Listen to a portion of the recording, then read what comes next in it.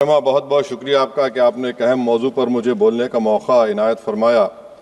और बड़े अफसोस की बात है कि बड़ी धूमधाम से हुकूमत की तरफ से इस बात को रखा गया, मगर 30 से ज़्यादा MP यहाँ पर मौजूद नहीं हैं। मैडम, पहले तो मैं वज़ीर आज़म की इस बात की मजम्मत करता हूँ और उनको बताना चाहूँगा कि जिना के बारे में उन्होंने जो कहा था, हम तो जिना के सख्त मुखालिफ है, इसलिए भारत को अपना वतन माने, मगर 42 में आपके प्यारे वीर और जिना की पार्टी ने नॉर्थ वेस्ट फ्रंटियर, सिंध और बंगाल में मिलकर हुकूमत चलाई और उस हुकूमत ने 1.5 लाख हिंदू और मुसलमानों को अंग्रेजों की फौज में शामिल कराया ताकि वो लड़े। तो किसी शायर ने अच्छा कहा था वजीर आजम के बारे में कि फरेब देकर जमाने को पारसा ना बनिए, इन्हें कहो कि वो बंदा बने खुदा ना बने, अमीर शहर यही चाहता या हजरत कि हमारी चीख गले में रहे सदा ना बने।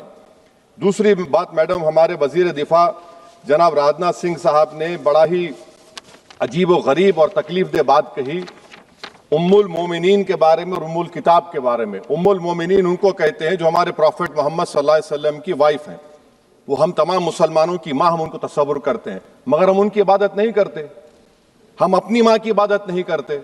उम्मुल किताब कुरान है, हम कुरान की इबादत नहीं करते, कुरान अल्लाह का बिजावा कलाम है।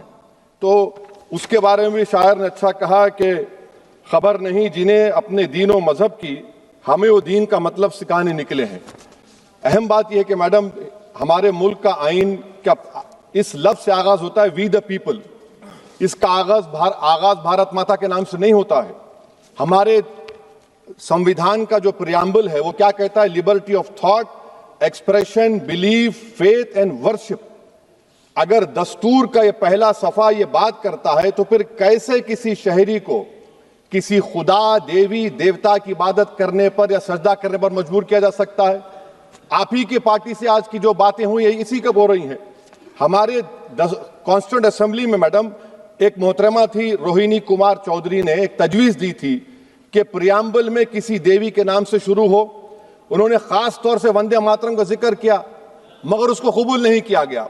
फिर KV कामत साहब ने एक तजवीज दी कि इट्स सिटीजन्स को बदलकर हर सिटीजन्स किया जाए और खुदा के नाम से शुरू किया जाए, वो तरमीम को मुस्तरद कर दिया गया।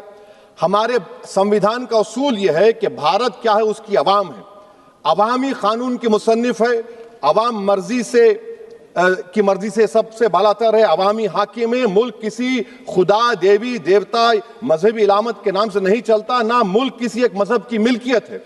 इसीलिए बाबा साहब अम्बेडकर ने क्या कहा था? उन्होंने मदर इंडिया के नजरिए को मुस्तरद किया। बाबा साहब ने एक नई इस्तिलाह वजह कर दी और कहा कि भैक्षित भारत, ये बाबा साहब अम्बेडकर ने कहा। अब मैडम, अगर मजहबी आजादी इस आइन का बुनियादी उसूल है तो सवाल यह पैदा होता है कि उस वक्त हमारे जो कॉन्स्टिट्यूंट असेंबली के प्रेसिडेंट थे जनाब राजेंद्र प्रसाद साहब ने किस बुनियाद पर वंदे मातरम को कौमी तराना करार दिया? ना तो कोई सेक्यूर रेजोल्यूशन है इसके बारे में। मैडम, मैं आपको बताना चाहूंगा कि जुडिशरी क्या कहती है।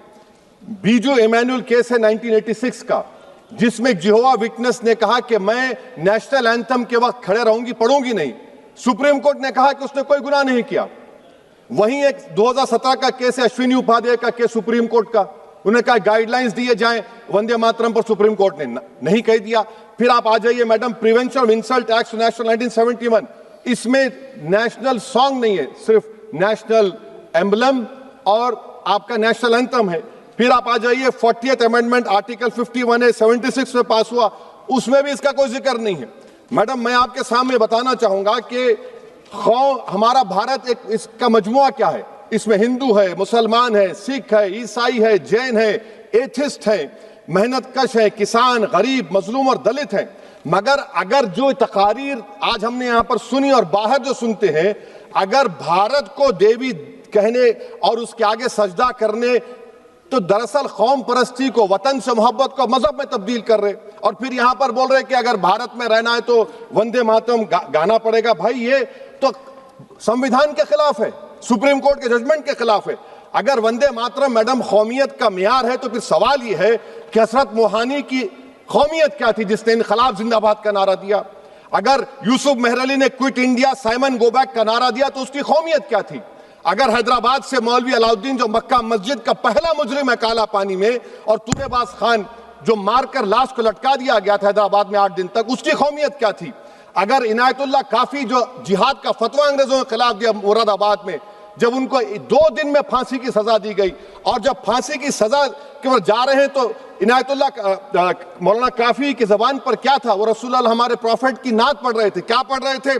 कोई गुल बाकी रहेगा ना चमन रह जाएगा, पर रसूलुल्लाह का दीन हसन रह जाएगा। तो उनकी कौमियत क्या थी? माल्टा की जेल में महमूदुल हसन, हुसैन अहमद मदनी 6 महीने माल्टा की जेल की ग्राउंड में पड़े रहे, उनकी कौमियत क्या थी? अल्लामा फजल खैराबादी का वो सल काला पानी का पुकार पुकार कर से पूछ रहा है, जो वहीं पर मर गए, खबर वहां पर है, बताओ मेरी कौमियत क्या थी? मैडम, मैं एक मुसलमान हूं, मैं इस्लाम को मानने वाला बावकार इंसान हूं, और मेरे मजहब की बुनियादी तालीम तौहीद है, ला इलाहा इल्लल्लाह, नहीं है कोई खुदा सिवा अल्लाह के। और कुरान में अल्लाह क्या बोल रहा? इय्याका नाबुदु इय्याका नस्तईन, तुम मेरी इबादत करो, मुझे मानो। मुझे कहां से मिल रहा? आर्टिकल 25 से मिल रहा है। मुझे कहां से मिल रहा है? Liberty of thought, expression, belief, faith and worship से मिल रहा है। तो इसको जोड़ना ये बहुत ही खतरनाक होगा। और हमारे प्रॉफिट मोहम्मद सल्लल्लाहु अलैहि वसल्लम जब मदीने को गए तो उन्होंने उस वतन के लिए दुआ की, कहा कि अल्लाह मदीने की मोहब्बत हमारे दिलों में और इजाफा कर दे, मक्के से ज्यादा कर दे। तो ये इस्लाम, मुसलमान होना, हमारे ईमान में मुल्क की मोहब्बत बीच में नहीं आती, और मुल्क से मोहब्बत है और रहेगी हमेशा, क्योंकि ये अजीम कुर्बानियां यहां पर शामिल है जिन्होंने जंग आजादी में हिस्सा नहीं लिया। आज अगर वो वतन की मोहब्बत का दर्ज देंगे तो बड़ा गलत होगा। मैडम, मैं आपके सामने एक चीज पढ़ूंगा। 1937 रविंद्रनाथ टैगोर ने लेटर लिखा सुभाष चंद्र बोस को, मैं सिर्फ किसी ने नहीं पढ़ा ये। क्या कहा टैगोर साहब ने? But parliament is a place of union for all religious groups and there the song cannot be appropriate.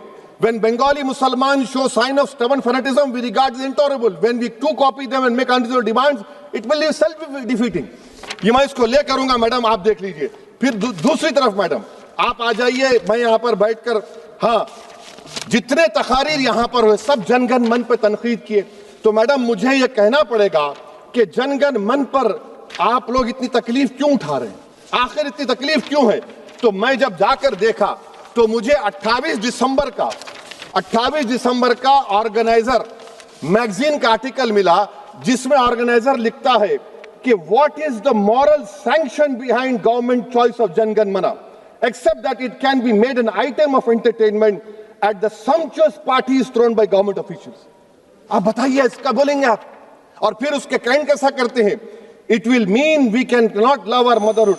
Madam please, it will mean that Vande Mataram is buried alive with the word Jangan Mana on the tombstone, for the tomb will also be of Jangan Mana of the will of the people. इस पर आप क्या बोलेंगे?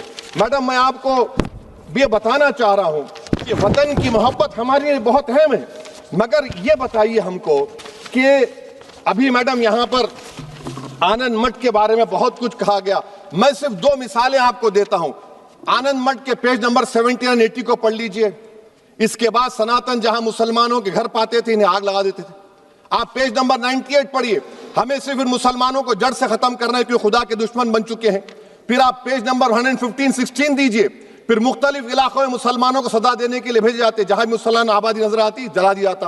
फिर आप देख लीजिए madam, सफे नंबर 120 पेज 120, बंकिम लिखते हैं कि सनातियों को मालूम नहीं था कि अंग्रेज हिंदुस्तान को निजात दिलाने वाले हैं। ये आप क्यों कर रहे हैं? अब आप मैडम, मैं आपको पेपर्स दे कर दूंगा। मैडम, भारत में हमारी आजादी इसलिए आई और बरकरार रही कि हमने मुल्क और मजहब को एक चीज नहीं बनाया। हमने ऐलान किया कि हमारी मुल्क मुख्तलिफ तबकात मज़ाहिब पर मुश्तमिल है। हमारे मुश्तरका तकदीर हमारी कौमियत का सरचश्मा है। यह खास जबान, सखावत, मजहब नहीं है। अगर वंदे मातरम का मतन कौम और मजहब को एक बना देता है, अगर हम इसे टेस्ट बनाते हैं वफादारी का, तो फिर मान लीजिए कि यह गांधी, अंबेडकर, टैगोर, बोस और लाखों आजादी के सिपाहियों की सोच को छोड़कर गोडसे की सोच की हिंदू कौमी परस्ताना, मैडम खत्म कर रहा हूं, कौमी हिंदू कौम परस्ताना को इख्तियार करेंगे। मुझे वतन से बेइंतहा मोहब्बत है मैडम, और इंशाल्लाह हमेशा रहेगी, मगर बावजूद इसके कि मेरी मस्जिद, मेरी इबादत गाह, मेरे कपड़े, मेरे कारोबार पर हमले होते, मगर मैं फिर भी कहता हूं कि वतन मेरा, हर वतन को हम छोड़कर नहीं जाएंगे। मगर हुब्बुल वतनी का क्या मुतालबा है? हुब्बुल वतनी ये कहता है कि वतन से मोहब्बत है तो जुल्म को खत्म करो, गरीबी को खत्म करो, बेरोजगारी को खत्म करो, जबर का खात्मा करो, अमन का गहवारा बनाओ, पाकिस्तान की दहशतगर्दी को खत्म करो, एक्सप्लॉयटेशन को रोको, शरारत को रोको, मुल्क के खिलाफ की जाने वाली साजिश खत्म करो। मैडम, भारत एक चमन है जहां पर हर फूल को खिलना चाहिए। और अगर कोई इस फूल के अगर पूरे फूल खिलेंगे तो उसकी खुशबू से ये वतन मौतर होगा, मगर अगर इस चमन का माली ये कहेगा कि एक ही फूल खिलेगा, तो मैं जिम्मेदारी के साथ कह रहा हूं, अगर एक ही फूल खिलेगा तो वो सहरा बन जाएगा और माली माली नहीं रहेगा, वो जल्लाद कहलाएगा। तो इसीलिए मैडम हम उम्मीद करते हैं कि हुकूमत इस पर जोर जबर ना करे। मेरा राइट है, यकीनन मैं जानता हूं कि आजादी के लड़ाई में वंदे मातरम का नारा था, मगर अगर आप इसको जबर करेंगे तो ये संविधान के खिलाफ है। वफादारी का सर्टिफिकेट हमसे मत लीजिए मैडम, खत्म कर रहा हूं। वफादारी का सर्टिफिकेट हमसे मत लीजिए। आपके बुजुर्गों के कोई एक किताब में लिख के क्या लिखा है बता दीजिए, कहां पर क्या लिखा हुआ है। तो मैं मैडम मैं इस शेर पर अपनी बात को खत्म कर रहा हूं मैडम, मैं इस शेर पर अपनी बात को खत्म कर रहा हूं मैडम, मैं अपनी बात को खत्म कर देता हूं मैडम, क्योंकि आप बहुत जल्दी में हैं। कि भारत जिंदाबाद, हिंदू मुसलमान जिंदाबाद, दलित जिंदाबाद, ईसाई जिंदाबाद, आदिवासी जिंदाबाद, जो किसी खुदा को नहीं मानते वो भी जिंदाबाद, और मैडम सब पिछड़ा सब आ गया इसमें। तो हम उम्मीद करते कि इस रूह को आप समझेंगे अगर आप सिर्फ अपनी आइडियोलॉजी को लेकर चलेंगे। और आखिर में मैडम, जनाब बंकिम चंद्रा साहब के बारे में मैं आपके सामने डॉक्यूमेंट लेकर रहा हूं कि उन्होंने बीए का एग्जाम पास नहीं किया था, 7 मार्क्स से फेल हो गए थे, ये भी रख रहा हूं। तो आप जिसका लिटरेरी जायंट बता रहे ये नहीं है। बहुत बहुत शुक्रिया। Download our News Nation app.